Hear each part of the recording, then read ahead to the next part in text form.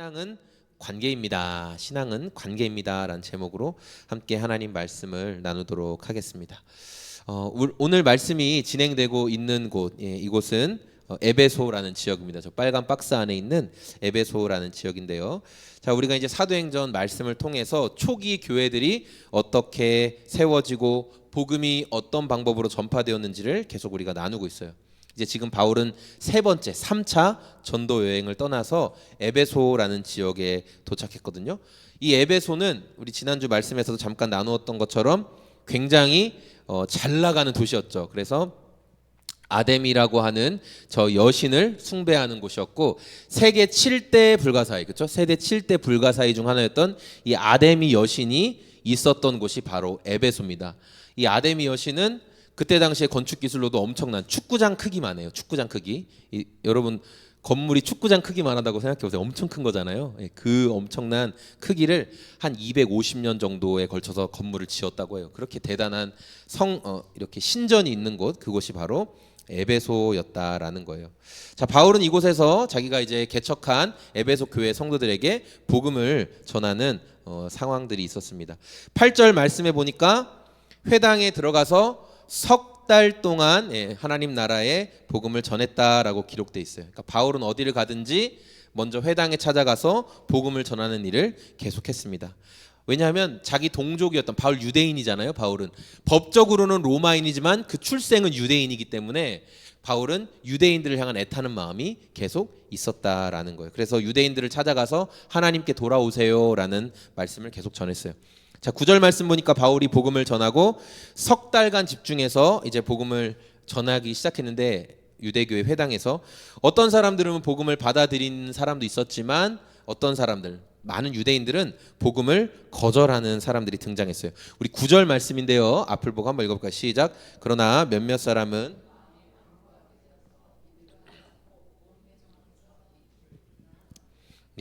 이 바울이 전한 복음을 반대하는 사람들이 이렇게 두 가지로 점점 확대되는 것을 볼 수 있어요. 먼저는 처음에는 마음이 완고해졌다는 거예요.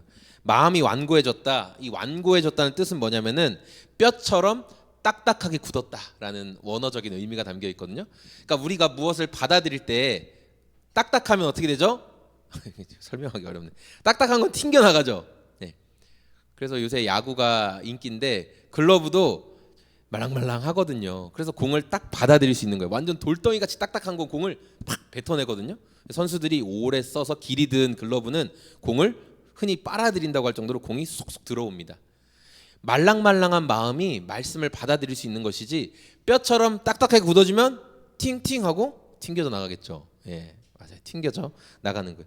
그래서 이 사람들의 마음이 먼저 완고하게 되니까 말씀을 받아들이지 못하고 튕겨져 나가기 시작했어요. 그런데 사람의 마음이 완고해지는 것에서 끝나지 않아요. 딱딱해지는 것에서 끝나지 않고 더 나아가게 되는데 그 아래 말씀 뭐라고 있어요? 이 돌을 비난했다라고 하죠. 그러니까 사람이 마음이 딱딱해지면 거기서 끝나지 않아요. 그냥 난 저 사람 말 안 들을 거야. 저 사람 말 잘못된 것 같아. 이 정도에서 끝나지 않고 사람이라는 게 죄성이 있기 때문에 점점 더 나가요. 어떻게? 저 사람이 하는 말 잘못됐어. 여러분, 저 사람 나쁜 사람입니다. 이런 식으로 몰아가게 된다는 게 있어요. 사람의 마음이 그렇다라는 거죠. 그래서 이 바울이 전하는 복음, 예수님이죠. 예수님의 도를 공개적으로 비난하는 사람들이 막 생겨나기 시작했다는 거예요. 그래서 바울은 더 이상 유대교 회당에서 복음을 못 전하겠구나라는 그런 깨달음을 가지고 다른 방법을 찾게 됐는데 어디로 갔느냐? 짜잔, 이곳이 바로 이미지에 나오는 것이 승건이 봐줘서 고마워요. 두란노 회당이라는 거니까 두란노 학당이라고 생각하시면 돼요. 이 두란노 학당이라는 곳에서 사람들을 가르쳤는데 이제 우리가 그 책방, 도서 출판 두란노 이런 걸 봐가지고 이 두란노가 어디 뭐 지명 이름인가 이렇게 생각할 수 있는데 성경학자들은 이 두란노가 사람 이름이라고 얘기해요. 그러니까 두란노라는 사람 집이에요, 저기가. 그리고 아마 의사였을 가능성이 많다라고도 많이 분석을 해요. 그래서 의사였고 의사로서 큰 집을 가지고 있었고 거기에서 이제 후학들을 가르친 거죠. 그래서 사도행전은 누가 썼죠? 사도행전 누가 썼죠? 누가가 썼죠. 누가의 직업은 뭐였죠? 누가는 의사, 맞아요. 그러니까 의사였던 누가가 개인적으로 아는 분이 아니었겠느냐, 이제 이런 해석도 있는데 어쨌든 중요한 건 굉장히 넓은 홀을 가지고 있는 집이었어요. 그래서 이곳에서 바울이 이제 말씀을 가르쳤는데, 이 에베소 사람들은 거기가 워낙 해가 뜨겁기 때문에 오전 11시부터 오후 4시까지는 우리가 그 요즘도 시에스타라는 게 있거든요. 그러니까 낮잠 자는 시간.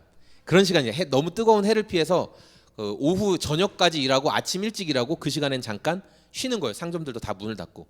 그래서 이 의사도, 이 두란노 서원도 시에스타 시간에는 잠깐 비는 시간이었던 거죠. 그때 사람들은 다 쉬는 시간인데 바울은 이때 복음을 듣고 싶은 사람들을 모아서 11시부터 오후 4시 사이에 말씀을 전했다. 그러니까 바울도 자기 일이 있었잖아요. 근데 일하다가 중간에 멈춰서 복음을 전했다라는 그런 성경학자들의 해석을 우리가 좀 들을 수가 있습니다. 이렇게 바울이 에베소에서 약 2년 3개월 동안 머물면서 사람들에게 복음을 전하고 가르쳤습니다. 에베소라는 곳은 소아시아 지역에 있는 곳이었고, 원래 바울이 유럽에까지 복음을 전했죠. 원래 유럽에까지 복음을 전했는데 바울의 원래 마음은 아시아 지역을 중심으로만 복음을 전하고 싶었거든요. 그래서 원래 전도 여행을 떠날 때 우리는 아시아 지역을 중점적으로 돌아보자 했는데, 누가 바울에게 유럽으로 가야 된다라고 말씀하셨어요?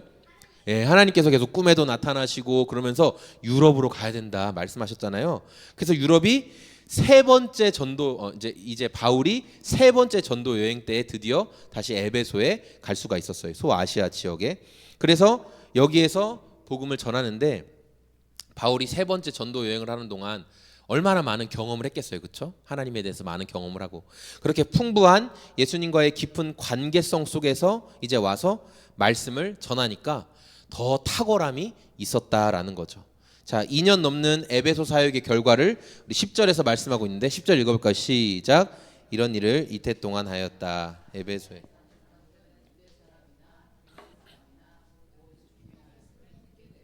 네, 에베소 지역에서 2년 정도 가르치면서 엄청난 부흥이 일어났고, 그리고 그 부흥의 능력이 주변 나라로 막 퍼지게 되었다라는 걸 알고 있어요.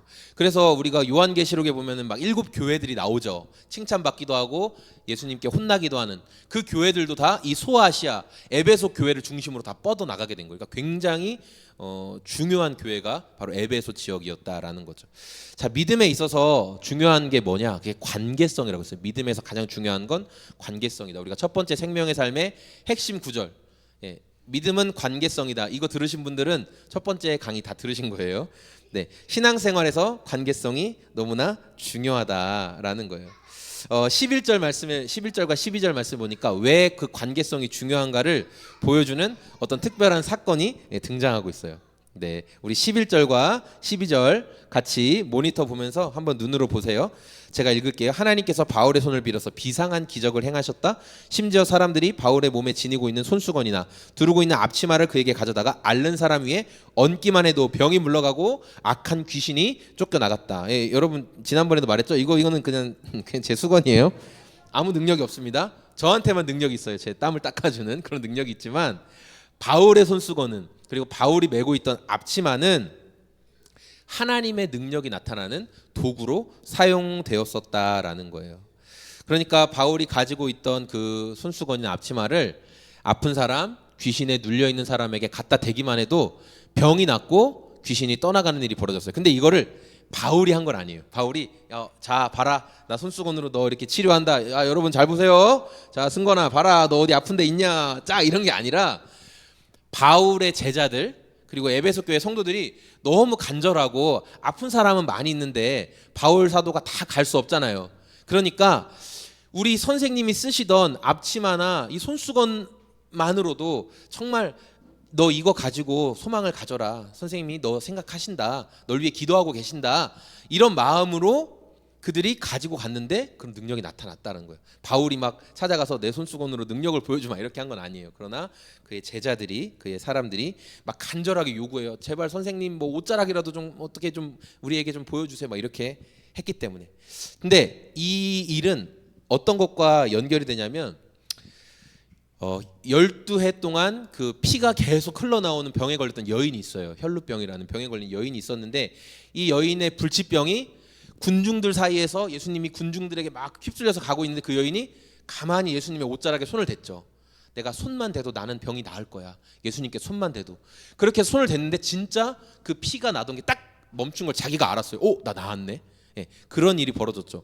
또 베드로의 그림자, 이렇게 우리 그림자가 지금 비치고 있어요. 자, 우리 승건이한테 닿나? 자, 그림자가 닿기만 해도 병든 사람, 귀 들린 사람이 낫던 사건이 성경에 기록되어 있거든요.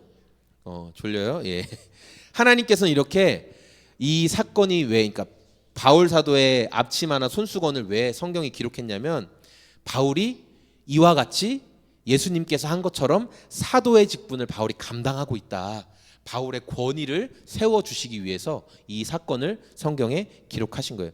자, 이렇게 에베소가 막 떠들썩한 놀라운 일들이 지금 막 벌어지고 있는 상황에서, 에베소는 아까 말한 것처럼 아데미 여신을 섬기는 곳이었고 우상 숭배가 가득한 곳이었기 때문에 거기에는 마술사와 무당들이 엄청 많았거든요.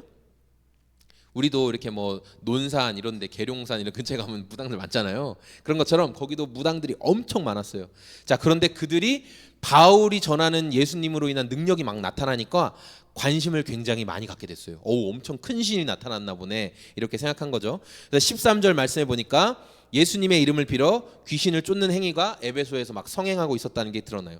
우리 13절 말씀 같이 한번 읽어볼까요? 시작. 그런데 귀신 축출가로 바울이 전파하는 예수를 힘입어서 내가 너희에게 명령한다 하고 말하면서 악기 들린 사람에게 주 예수의 이름을 이용하여 귀신을, 네, 우리 노란 색깔로 하이라이트 넣은 부분, 바울이 전파하는 예수를 힘입어서 내가 너희에게 명령한다, 그렇게 이야기했던 거예요. 이들은 자기가 예수님과 개인적인 관계가 있는 게 아니었어요. 그런데 바울이 예수님의 이름으로 뭘 하니까 우리도 저 큰 신의 이름을 빌어서 뭘 하면 능력이 나타날 수 있겠구나, 그렇게 생각을 했던 거예요. 그래서 흉내를 냈던 거죠.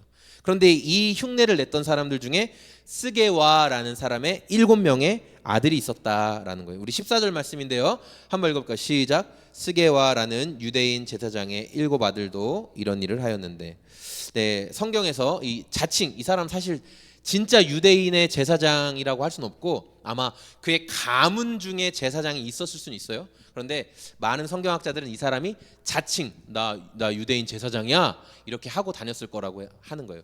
무당들이 나 큰 무당이야 이렇게 하고 하는 것처럼 자칭 그렇게 하고 다녔다라는 거예요. 왜냐하면 제사장이라고 말하면 그 명칭에서 뭔가 힘이 실리잖아요. 그냥 하는 말보다 내가 제사장인데 말이야 이렇게 말하면 뭔가 힘이 실리잖아요. 자, 그런 사람이었다는 거예요. 자, 이 사람도 뭔가 마술적인 것을 가지고 귀신을 쫓아내고 그런 일들을 했어요. 그리고 그의 7 아들들도 아버지가 하는 거 그대로 보고 사람들에게 똑같이 귀신 쫓는 행동을 따라 했어요. 스게와의 7 아들들이 13절 말씀에 나온 것처럼 바울이 전파하는 예수를 힘입어 내가 명령한다. 근데 이거는 원어적인 표현은 명령이 아니라 내가 부탁할게. 부탁할게라는 의미예요. 내가 좀 부탁하는데 나가주면 안 돼? 이렇게 이야기를 했다는 거예요. 그런데 아주 우스운 일이 벌어졌죠. 우리 15절 말씀 읽어보겠습니다. 시작. 귀신이 그들에게 나는, 네, 귀신들은 여러분 영적인 존재죠. 거짓말만 하지만 그래도 뭔가 알고 있는 건 있어요. 귀신은 거짓말만 하지만 영적인 존재이기 때문에 뭔가 아는 게 있어요. 귀신들이 이 예수님에 대해서 내가 안다 이렇게 얘기해요. 내가 예수도 알고 바울도 안다 이렇게 말하는데, 이 안다라는 말이 우리 성경에서는 그냥 한 가지로 번역됐지만 사실은 2개가 다른 의미가 있어요.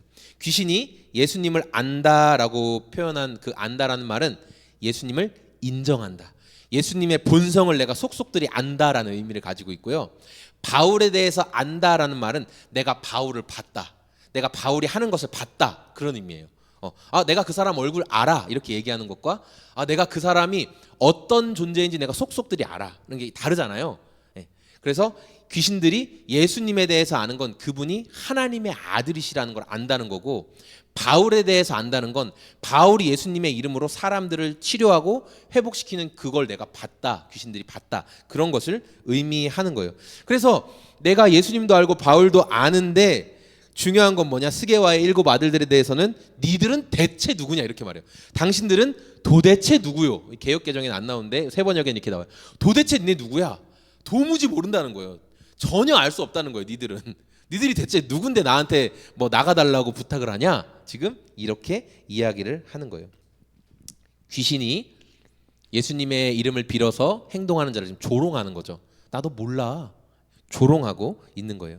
여러분, 예수님과 관계없는 삶은 이렇게 아무런 영적인 유익을 주지 못한다라는 거예요. 바울은 동포들을 향해서 유대인들을 향해서 예수님께 돌아오세요 막 계속 권면했지만 마음이 뼈처럼 딱딱하게 굳어져 가지고 그들이 돌아오지 않았어요. 유대인들은 예수님과 어떤 관계를 맺으려고 하지 않았어요. 예수님을 알아가려고 하지 않았어요. 예수님을 더욱 알아가기 위해 살아갔던 바울은 그런데 계속 놀라운 기적이 그의 삶을 통해 나타났죠. 그리고 결정적으로 바울을 통해서 복음이 온 세계에 전해지는 일이 벌어지게 됐다라는 거예요.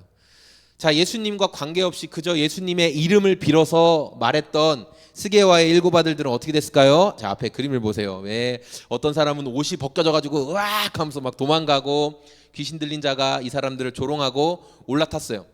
성경에서는 7명 전부 다를 완전히 찍어 눌렀다. 이 원어적인 표현으로는 그 7명을 다 제압시켜 버렸어요, 귀신이. 그래서 이 사람들이 혼비백산해서 옷도 못 챙기고 막 조롱당하면서 발가벗겨져서 도망가게 되었다라는 거예요. 오늘 말씀을 정리하겠습니다. 바울은 에베소 교회에서 약 2년 3개월 정도 머물면서 복음을 전했고 먼저는 동포인 유대인들에게 복음을 전했어요. 그런데 사람들의 마음이 어떻게 굳어졌어요? 순간 어떻게 굳어졌어요? 몇처럼? 뼈처럼 딱딱하게 굳어져가지고 아무리 말씀을 넣어도 팅팅 다 튕겨내는 거예요. 복음을 받아들이지 않고 그 완고해진 딱딱하게 굳어진 마음은 나중에는 이제 비난하기 시작했어요. 예수에 대해서 잘못됐어, 바울에 대해서 잘못됐어, 이렇게 점점 확산되었어요. 그래서 바울은 이제는 회당을 떠나서 두란노 학당, 누군가의 집을 빌려서 거기에서 예수님을 전하기 시작했어요. 바울이 똑바로 복음을 전했어요. 딴 일 안 했습니다. 이거 뭐 아까 기적 나타난 것도 바울이 한 게 아니라고 했죠. 바울은 복음 전하는 것에만 집중했어요. 그러니까 어떤 일이 벌어졌냐? 자, 아까 나온 것처럼 바울의 손수건이나 앞치마를 통해서 놀라운 일들이 벌어지고 또 에베소에 지금 뭐 책을 태우고 있죠. 사람들이 책을 태우고 있잖아요. 에베소에 가득 채우고 있던 무당과 마술사들, 그들이 가지고 있던 책이 있었는데 그 책은 뭐냐면 수많은 주문들이 적혀 있는 책이에요. 그래서 귀신 쫓을 때 쓰는 주문, 뭐 부자가 될 때 쓰는 주문, 이런 식으로 주문들이 많았어요. 특별한 주문들. 그래서 이 주문을 계속 외우면 거기에 굉장한 힘이 있다. 이제 이렇게 믿었던 거죠. 그런데 그 사람들이 바울이 전하는 복음을 듣고 마음에 찔림이 왔어요. 아, 이거 이렇게 살면 안 되는구나. 그래서 자기들의 생명처럼, 이거 밥줄이거든요, 이 책. 이게 우리도 보니까 이게 뭐 사주 이런 거 보러 가면은 그분들이 다 뭐 책 막 펼쳐서 하더라고요. 이름 넣고 그 획수 뭐 따져가지고 밥줄이죠. 그분들 밥줄이에요. 자기 머릿속에 다 들어있지 않으니까 그 책 보고 풀이해줘야 돼요. 그런데 이 무당들이 자기 밥줄인 이 책을 다 가지고 와서 불태워버렸다는 거예요. 은 5만이나 되었다라고 얘기했죠. 하루 일하는 돈이 은화 하나거든요. 그러니까 은 5만은 엄청나게 많은 돈. 5만 일 동안 일해야 벌 수 있는 돈이에요. 쉽게 말하면. 그렇게 굉장한 일이 벌어지게 되었다라는 거죠. 우리 19절 말씀 같이 19절 말씀 제가 안 적어놨네요. 이렇게 은 5만 잎이나 되었다는 거죠. 그래서 예수님과 관계가 있는 바울의 삶을 통해서 이렇게 정말 회복되는 일들이 벌어지게 됐다라는 거예요. 제가 지난주 한 목사님이랑 이제 복음에 대해서 대화하면서 그 좀 생각해 볼 수 있는 시간이 있었는데 저도 알고 있는 한 가정이에요. 한 가정에 아주 예쁜 자녀들이 4명이 있었어요. 근데 저도 그 아이들을 어릴 때 이제 제가 봤었던 자녀들인데 이 아이들 4명의 아이들이 4명의 아이들이 그 지금은 신앙생활을 한 명도 안 한다는 거예요. 그 4명들. 그때 진짜 예쁘게 같이 신앙생활 잘 했었거든요. 근데 아이들이 신앙생활 하지 않고 한 명만 어린이 부서를 맡고 있어서 그 어린이 예배 드리고 바로 그냥 집에 간대요. 자기가 교사로 봉사하고 있으니까. 그러면서 목사님이랑 그런 얘기를 했어요. 그때는 아이들이 교회에 와주니까 또 제가 전도사일 때 그 있었거든요. 그 아이들이. 그래서 이 가정이 신앙생활 참 예쁘게 잘하는구나 그렇게 생각을 했어요. 그 자리에 앉아 있어 줬으니까. 근데 시간이 지나고 그들이 성인이 되고 뭐 대학생이 되고 청년이 되고 하니까 복음이 들어가 있지 않으니까 그냥 그 자리에 없는 거예요. 자기 하고 싶은 거 교회 안 다녀 이제 이렇게 돼버렸다는 거죠. 여러분 예수님과 개인적인 관계 없이 자리만 그저 채우고 있는 것은 그래서 너무나 슬픈 일이에요. 신앙이 성장할 수가 없어요. 신앙이 성장할 수가 없어요. 신앙생활의 핵심, 신앙생활의 핵심은 예수님을 알고 삶 속에서 예수님과 관계를 맺어가는 것입니다. 예수님의 간섭을 그래서 받아야 돼요. 예수님이 뭔가 마음에 찔림을 주시면 그거대로 살아봐야 되는 거예요. 여러분, 우리가 예수님의 간섭을 받으며 살았으면 좋겠습니다. 오늘 함께 예배하는 저와 소금제작소의 모든 성도님들이 나는 예수님의 이름을 들어봤어, 예수님에 대해서 알아, 이 정도에서 끝나는 삶이 아니라 예수님과 개인적인 친밀한 관계를 맺기를 소망합니다. 아멘. 우리 이 시간에 그 나눠드린 우리 순서지에 보면은 여러분 다 질문이 있거든요. 예. 제가 좀 고민을 해봤어요. 우리 같은 작은 교회는 어떻게 큰 교회랑 다른 게 어떤 게 뭐가 있을까? 큰 교회도 이렇게 설교 끝난 다음에 목사님이 오늘 주신 말씀 생각하면서 함께 기도합시다 하고 그냥 끝나거든요. 근데 우리도 주신 말씀 생각하면서 기도합시다 그러면 하나님께 기도로 한번 화살 뿅 쏘고 그냥 끝나는 거예요. 그게 아니라 여러분, 잠깐 한 1, 2분 시간을 드릴 테니까 어른들에게 준 질문 있잖아요. 그 질문을 한번 보세요. 오늘 말씀을 듣고 여러분이 한번 오늘 이 말씀에 거기 질문이 3가지가 있는데 그 질문을 한번 보면서 그래, 나는 지금 예수님과 이런 것 같아. 그 질문에 대해서 여러분이 짧게라도 한번 답을 해보세요. 그 질문을 읽으면서 짧게라도 한번 답을 해보시고, 그리고 그 질문에 대해서 이어서 여러분이 잠깐 난 이런 기도를 하길 원해, 난 이런 결단을 하길 원해, 그렇게 여러분 하시고 그 페이지만 떼서 집에 가져가셔서 한 주일 동안 그 눈에 보이는 데다 두시고, 이번 주 말씀이 이거였고 나는 이걸 위해 기도하기로 했지. 우리 여러분 좀 그렇게 한번 눈으로 잠깐 보시면서 그것들에 대해서 답을 한번 간단하게 적어보시고 그 다음에 우리가 기도하는 시간을 가졌으면 좋겠어요. 우리 한 1분 정도 잠깐 우리에게 주신 말씀을 내 마음에 새기는 시간을 갖도록 하겠습니다.